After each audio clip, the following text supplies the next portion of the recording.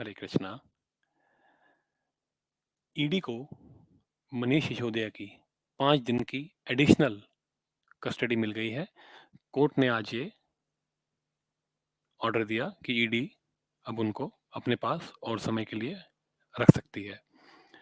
मनीष सिसोदिया की प्रॉब्लम्स दिन ब दिन बढ़ती जा रही हैं और जैसा कि लग रहा है कि शायद वो अब लंबा ही फँसने वाले हैं। ये जो केस है, जैसा कि आप जानते हैं, ये एक्साइज़ पॉलिसी से जुड़ा हुआ केस है, जो कि दिल्ली लिकर स्कैम के साथ जुड़ा हुआ है। अब मनीष सिसोदिया जो है, ये अपने आप को कट्टर ईमानदार पार्टी के नेता बताते हैं, अपने आप को एक एजुकेशन मिनिस्टर बताते हैं, लेकिन ये पूरी तरह फँस चुके हैं लिकर स्कैम के अंदर। अब जो भी कार्रवाई आज तक चल रही थी, वो तो हमने आपको पूरी तरह उसका अपडेट दिया है। जो आज हुआ है, आज हम उसके बारे में बात करेंगे। कोर्ट में आज बहुत इंटरेस्टिंग चीज़ें हुई। सबसे पहले ईडी ने कोर्ट में जाकर के ये बोला कि मनीष सिसोदिया जो हैं, ये पहली बात तो जवाब नहीं दे रहे हैं बिल्कुल क्लियरली कि इन्होंने इतने सारे फ़ोन क्यों बदले। और दूसरा, जब इन्होंने फ़ोन बदले तो इन्होंने खुद अपने नाम से फ़ोन नहीं खरीदे, दूसरे के नाम से फ़ोन खरीदे और इसका इनके पास कोई जवाब नहीं है। इसके अलावा ईडी ने कोर्ट में ये भी कहा कि उनके पास कुछ फ्रेश एविडेंसेस आए हैं और कोई एग्ज़ीक्यूटिव्स हैं एक्साइज़ डिपार्टमेंट के, जिनके साथ फ़ेस टू फ़ेस बैठ कर के मनीष सिसोदिया की बात करानी है। आप याद रखें कि इससे पहले भी डिपार्टमेंट के दूसरे लोगों के साथ मनीष सिसोदिया की मीटिंग कराई जा चुकी है फ़ेस टू फ़ेस बैठ कर के। और अब कोर्ट में उन्होंने बताया है कि एक और उनके पास फ्रेश एविडेंस आ गया है और नए एक नए इंसान के साथ अब मनीष सिसोदिया को बिठा करके उनकी फ़ेस टू फ़ेस मीटिंग कराई जाएगी। जो हमारे को जो समझ में आ रहा है, ये तो सब पब्लिकली अवेलेबल इन्फॉर्मेशन है। इससे आप ये अटकलें लगा सकते हैं कि धीरे, धीरे, धीरे, धीरे मनीष सिसोदिया के आस-पास जो घेरा है वो घटता जा रहा है और वो घेरा उनको धीरे-धीरे दबोच रहा है। अब इस केस के अंदर के कविता भी इन्वॉल्व थी। आपको पता है के कविता जो हैं वो केसीआर की बेटी हैं। केसीआर जो हैं तेलंगाना के चीफ मिनिस्टर हैं। अब उनकी जो बेटी हैं वो साउथ ग्रुप जो था उसके साथ वो इन्वॉल्व थी। साउथ ग्रुप की सरगना वही थी। तो अब के कविता जो हैं उनके लिए भी एक बड़ी डेवलपमेंट हुई है। के कविता को अब तक ईडी बुला चुकी है 2 बार कि वो आकर के मिलें और उनसे पूछताछ करनी है। लेकिन के कविता जो है उसको बार-बार टाले जा रही हैं। इस बार क्या हुआ कि के कविता भाग करके सुप्रीम कोर्ट चली गईं, पेशी से पहले और उन्होंने कहा कि मेरी जो जाँच-पड़ताल जो हो रही है, जो मीटिंग मुझसे करना चाहते हैं और शायद अरेस्ट करना चाहते हैं, इसको सुप्रीम कोर्ट रोके। सुप्रीम कोर्ट ने 2 मिनट के अंदर, उससे भी कम, कुछ सेकंड्स के अंदर ही उनकी अर्जी को देखा और कहा हम इसकी सुनवाई 18 तारीख को करेंगे। अब ईडी ने तो उनको उस तारीख से पहले बुलाया है। तो इन्होंने क्या किया, ईडी को ये कहा कि मैं अभी प्रस्तुत नहीं हो सकती क्योंकि मेरी जो सुनवाई है वो कोर्ट में 18 तारीख को है। कोर्ट जो फैसला देगा उसके बाद ही मैं आपके पास आऊँगी।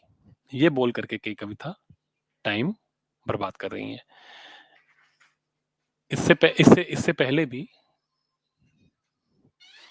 इससे पहले भी के कविता जो हैं वो अथॉरिटीज़ को अवॉइड करती रही हैं और वो टाइम बचाती रही हैं। लेकिन अब ये कर पाना मुश्किल होगा, ऐसा लगता है। हो सकता है कि के कविता और मनीष सिसोदिया की बैठ करके भी मीटिंग आमने-सामने कराई जाए।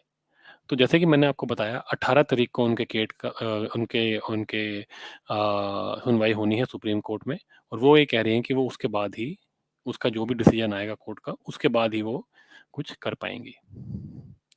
तो ईडी ने इस बात को मान लिया है और ईडी उनका अब वेट करेगी और ईडी ने उनको 20 तारीख को बुला लिया है। अब मनीष सिसोदिया की, जैसे कि मैंने बताया, परेशानियाँ ऑलरेडी बढ़ चुकी हैं। के कविता के आस-पास भी शिकंजा जो है वो कसता जा रहा है। हो सकता है, जैसे कि मैंने आपको कहा, इन दोनों को आमने-सामने बिठा करके इनकी मीटिंग कराई जाए और फिर सारे राज जो हैं वो उगलवा लिए जाएँ।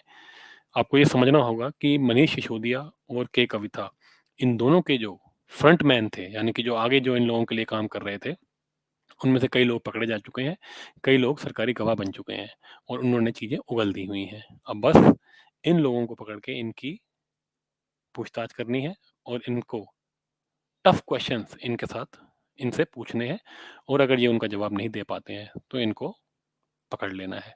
तो कार्रवाई सिर्फ़ इतनी सी ही बची है। एक बात आपको मैं बताना चाहूँगा कि ईडी जो होती है, वो एक अलग तरीके से काम करती है। ईडी जो होती है, वो पैसे का जो हेरा-फेरी जो होती है, उसको पकड़ती है और ईडी के केस के अंदर हमेशा से जो आरोपी होता है, उसको ये प्रूव करना पड़ता है कि उसने जो गलत काम है या कोई स्कैम है या कोई जो जो भी जो काम किया है, वो उसने नहीं किया है। ये आरोपी को प्रूव करना पड़ता है। तो इस केस के अंदर ईडी का जो है शिकंजा इन दोनों के ऊपर कसा जा रहा है और इनको ये प्रूव करना है कि इन्होंने गलत काम नहीं किया। ईडी इनसे सवाल पूछती है, प्रूफ दिखाती है। इनको आगे से ये प्रूव करना पड़ता है कि इन्होंने ये काम नहीं किया है। तो ये दोनों उनसे बचने की कोशिश कर रहे हैं, सवालों के जवाब नहीं दे रहे हैं। इसीलिए मनीष सिसोदिया को बार-बार रिमांड में भेज दिया जाता है और के कविता को अब ईडी के सामने पेश होना ही पड़ेगा बातचीत के लिए। और जो आखिरी की जो मेन पॉइंट जो मैं आपको बताना चाहता हूँ वो ये है कि अगर के कविता से पूछताछ होती है, तो बहुत संभावनाएँ हैं कि वो अरेस्ट हो जाएँगी और अगर वो अरेस्ट हो जाती हैं, तो अगला नंबर संभवतः अरविंद केजरीवाल का है। मैं ऐसा क्यों कह रहा हूँ? क्योंकि कोर्ट में अरविंद केजरीवाल का नाम कई बार उछाला जा चुका है, कई बार कोर्ट के सामने ये बात बोल दी जा चुकी है कि वो भी इसमें लिप्त हैं, लेकिन अब तक उनसे कोई पूछताछ नहीं हुई है। तो इस केस के अंदर जो दूसरा सबसे इम्पोर्टेंट पर्सन है, वो के कविता है।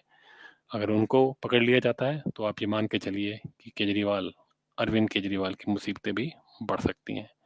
तो यही थी आज की खबर, यही था आज का एनालिसिस। आप जुड़े रहिए, जैसे-जैसे इसके अंदर और भी डेवलपमेंट्स होंगी, हम आपके साथ शेयर करते रहेंगे। Like, share, subscribe. Hare Krishna.